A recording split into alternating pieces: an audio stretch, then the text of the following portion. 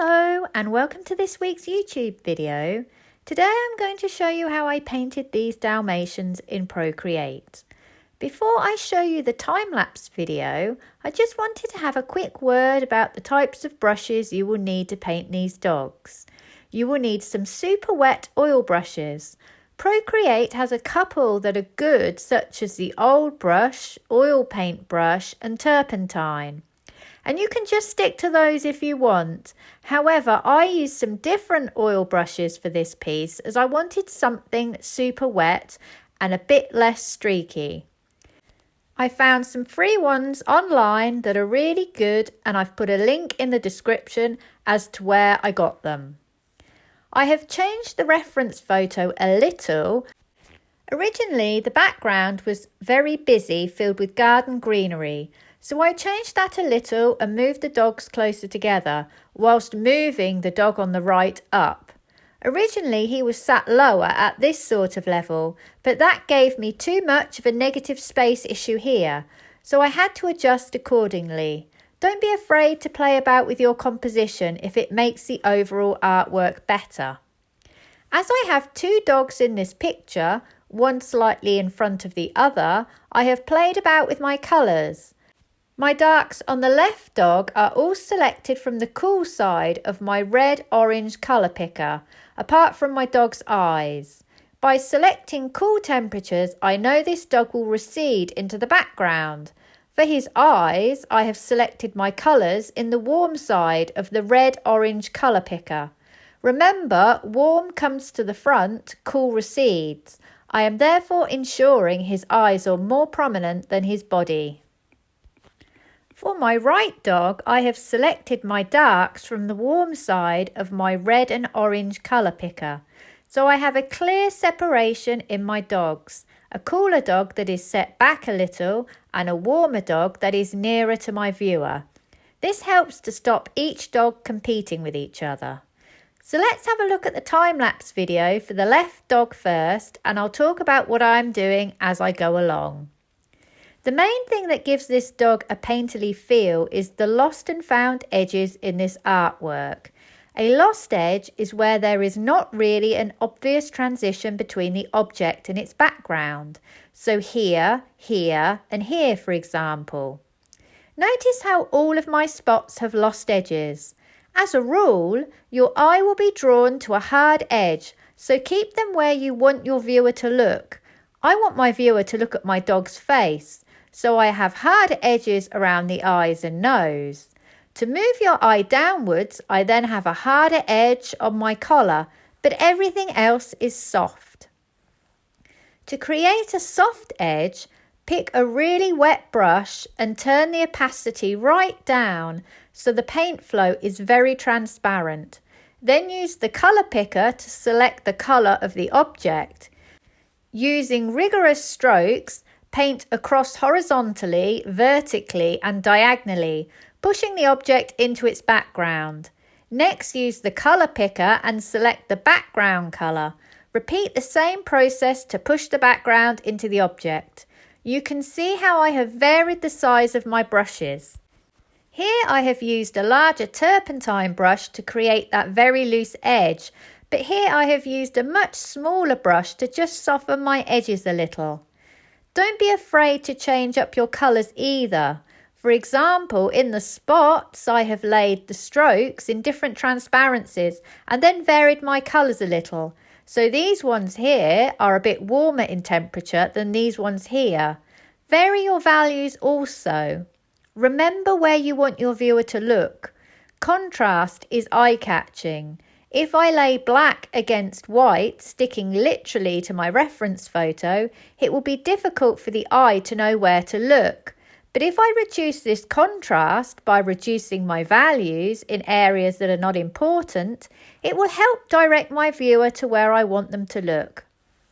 If you are finding that you have too many elements in your artwork competing, try softening some edges and narrowing your value range in some areas.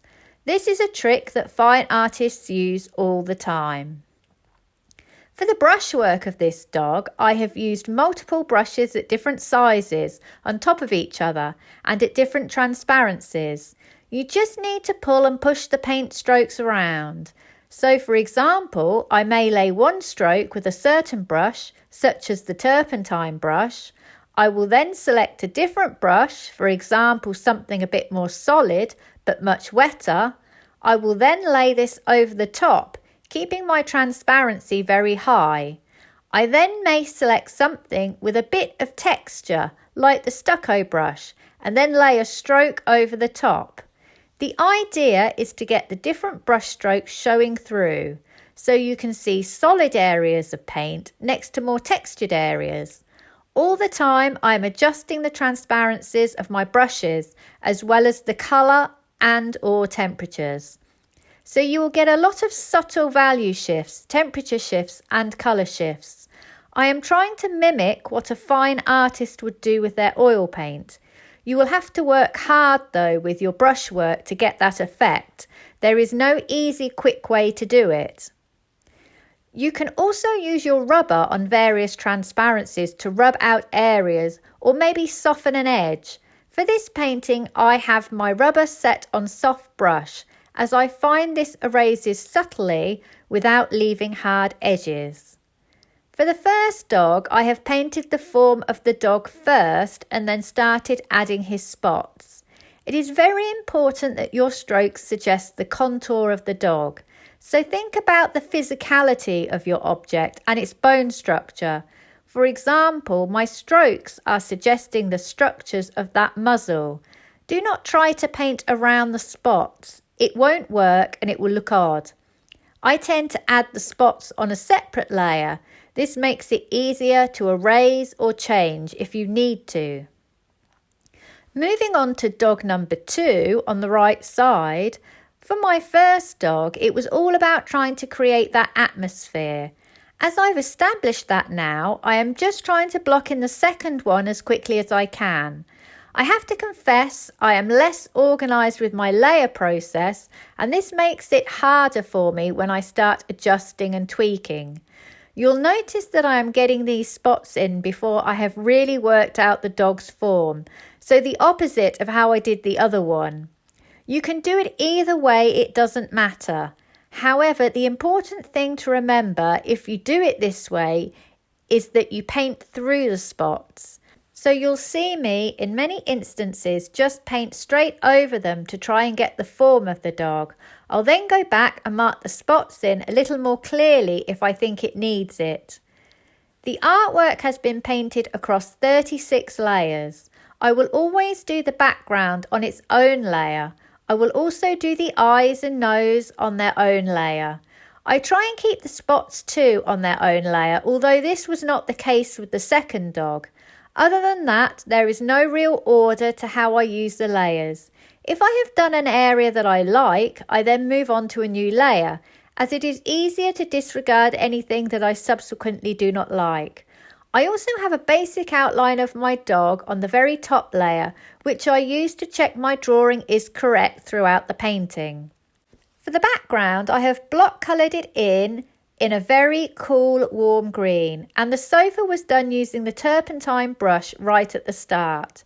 You may have noticed that I have used a lot of red in the dog's body at various values and temperatures. Remember that red and green are complementary colours. When you place them together, they look amazing. Having that contrast between objects and their backgrounds really help them to stand out. I have made very little adjustments to both the background and the sofa. Only in this area here and this area here, where I was trying to integrate the dogs into the background whilst also trying to make them work together. I have added a top layer and smudged them into the background just as I showed you earlier on the video. Be rigorous with your hand action, like this rather than this. For the top area, I slightly darkened the value of my colour just to introduce a bit of broken colour into that background. Broken colour gives paintings interest, and it's a technique fine artists use a lot in their process. And that is it, my 12-hour painting process broken down into a short video. I hope you have enjoyed today's video and found it useful. Please like and subscribe if you can, And check out my website, sarahhallidayart.com, where you will find examples of my work and also details of online classes that I run. Thank you for watching and see you for the next one.